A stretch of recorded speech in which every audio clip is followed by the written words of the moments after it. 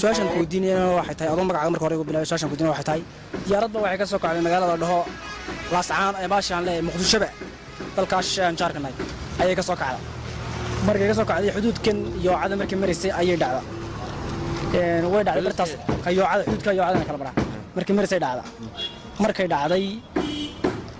kadib dadkii dhaawacmay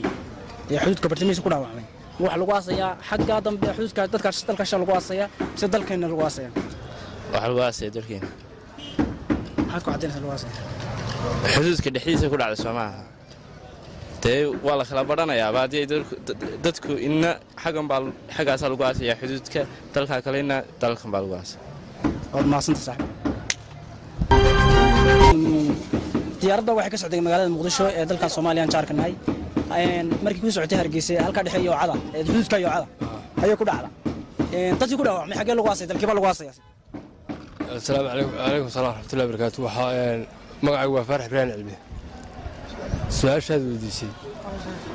سيارات بقى كسوك على مقدسة يعاد كل على إثيوبيا حدود سوماليا إثيوبيا حدود كده سوماليا صوماليا وذاك حلواسيا هي الواسيا داوع حلواسيا السومال لما الواسيا ما سنت صح su'aashan ku weydiinay adoo magacaaga ugu bilaabay ugu horeen su'aashan ku weydiinay waxay tahay diyaaradda waxay ka soo kacday magaalada Muqdisho magaalada madaxda Soomaaliya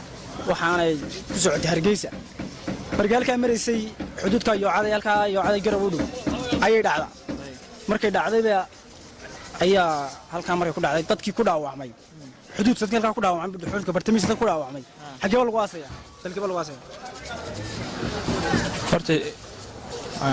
magacayga aan ku bilaabo magacaygu waxa la yiraahdaa Wali Salman Umar baa la yiraahdaa marka su'aashaas waan soo baaraya laakiin ma labsanay dalka lagu aasay garanaysan dalka lagu aasay ma garanayo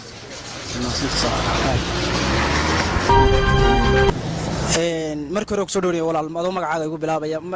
su'aashan ku weydiinay waxay tahay diyaaradda waxay ka soo kacday magaalada Muqdisho la dhaho waxaana ku soo socotaa magaalada Hargeysa halka dhaxay xuduudka iyo cada markay mareysay ayay dhacday markii la ku dhacday dadkii way ku dhaawacmeen dadkii halka xuduudka ku dhaawacmay xagee lagu aasaya dalkiiba lagu aasaya dadku xuduuday saaran yihiin dadku diyaarad bay saaran yihiin marka hadii ay dhaawacmeen dhaawacayaan marka iyaga lama aasay magaciisa Cabdiraxmaan Cali wad ma sida saaxiib